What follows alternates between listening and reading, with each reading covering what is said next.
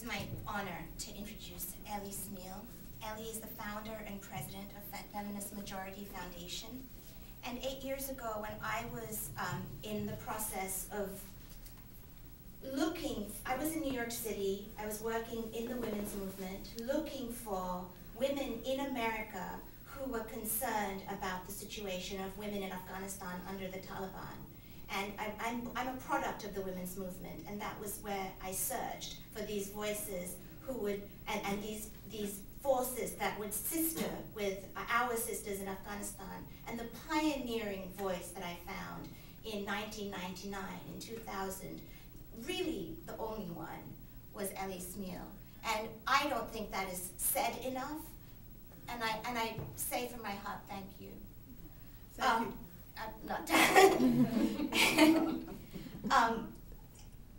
Ellie, let me find my Ellie and Feminist Majority Foundation they're responsible for the highly successful email campaigns that we all remember they organized that caught the attention of the US government and led to the US and the UN refusing to recognize the Taliban. Ellie spoke at WA's inaugural conference in 2001, in fall of 2001. She contributed a piece to our book, which we published in 2002, Women for Afghan Women, Shattering Myths and Claiming the Future. And we're collaborating again today. We've been on this journey together for 8 years. Ellie Smeal. Well, thank you so much. As you just said, the Feminist Majority has been involved a long time in this issue. We started in 1996, 1997. Actually, our campaign for non-recognition of the Taliban wasn't an email campaign, because email wasn't going that well then. It was a mail campaign, that old-fashioned thing of getting actual letters and petitions. And we got hundreds of thousands. And we did it because the conditions in Afghanistan towards women under the Taliban were the worst really recorded in human history for a whole class of women. It was systematic oppression of women, to the point that women weren't allowed to go to doctors or hospitals because they weren't allowed to be seen by male doctors, and girls too, and babies that were females, because they weren't allowed to be seen by males, and the female doctors were either killed or said that they could not work. They were prohibited from working. And at that point, about 40% of healthcare workers were female. When they said women couldn't work, the hospital and the whole healthcare system essentially collapsed. At one time, it was one of the best in Central Asia. Teachers, girls couldn't go to school. The reason I'm going through all this is I think we forget too often. Now it's whether there's more troops or less troops. We got involved because of the humanitarian crisis, because of the despicable conditions towards women. We saw then and we see now that the Taliban was a terrorist organization. We called it that way back in the 90s. We could see that their goals were not just Afghanistan. They're far larger than Afghanistan. And we said it because we saw it. They had designs to take over many countries. And what happened to women we saw as the canaries in the mine. And we think we have to, this press conference was actually planned before we knew the president was speaking. It was on the schedules of the people who are going back to Afghanistan. But we also think that we, as we're approaching a new change in direction, have to put back into focus women and girls and the humanitarian crisis that is caused by an extremist movement whose designs really are to take over a large part of the world, and in fact are a threat to humanity, but especially to women and girls. And we wanted to bring back those conditions. Has there been improvement? Yes, you've heard all the speakers say. Has it been what we want? No, because basically for 8 years, and we keep saying how long this was, but in reality, we shifted our focus. We took it away from Afghanistan. We left inadequate peacekeeping. We not only left inadequate peacekeepers there, we also started to fund warlords. some of the very people who had committed atrocities towards women and girls and towards people generally in the Civil War period. These it was a shortcut. Do it quick. Ignore what was happening. Even though the trouble that occurred on 9/11 originated in Afghanistan and the terrorist camps, the shift to Iraq left them in terrible situation. So it's really not been a focus of 8 years. Let's get this time schedule a little more correct.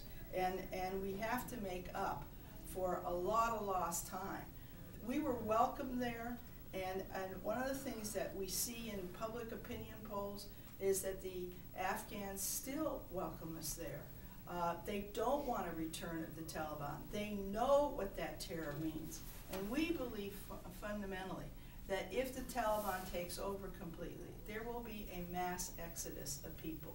There was in the 1996 to 1998 period, millions of people fled.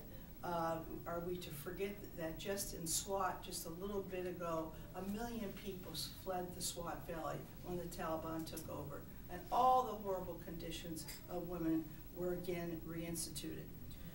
One of the things we wanted to also put in focus is there are provinces in which there is now progress that you can see. Nearly about half of Afghan children are now in school. They're not all great schools in that some are just tents, some of them are sitting on the ground, but they are trying, and there are teachers, and 35% of those students are girls. Women are working in some places.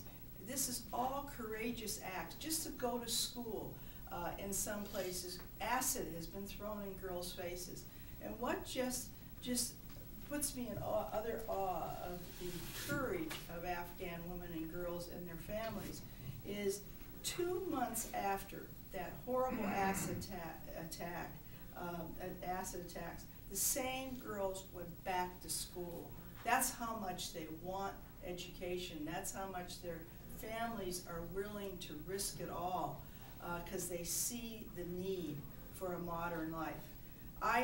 We hope that and believe that any successful plan has to have an increase in humanitarian and development money. And it must be a realistic, salaries have to be given to the civil servants, to the healthcare workers, to the teachers, and to the police and to the military.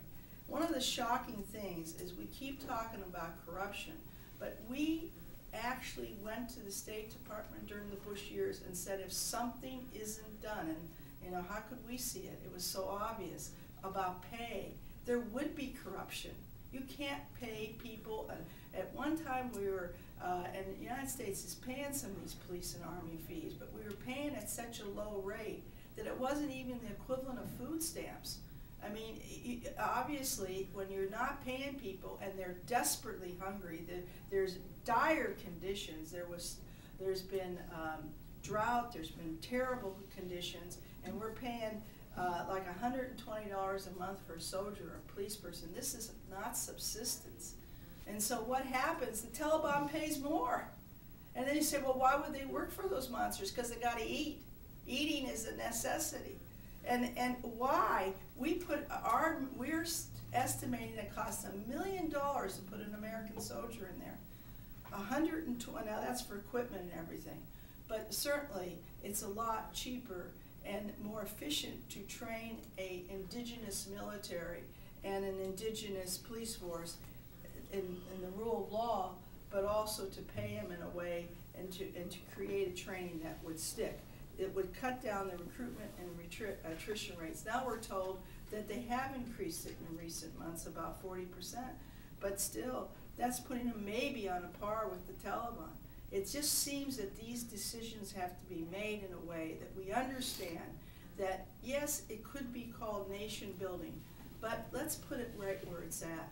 We use this country as a pawn in the last stop of the Cold War. We actually tore it down. We have some responsibility to not only build it up. And if we don't just think about the human cost, I think we got to think about also the security of our own country, because this won't stop there. If they take over there, they will destabilize Pakistan next, and God knows where else. So we think that it is imperative that we rebuild the humanitarian and the development area, that there is hope, because the Afghan people have shown they want a different way of life. They have been extremely courageous, and we think that if the whole picture is told to the American people, there will be the support. We saw it, and we will see it again.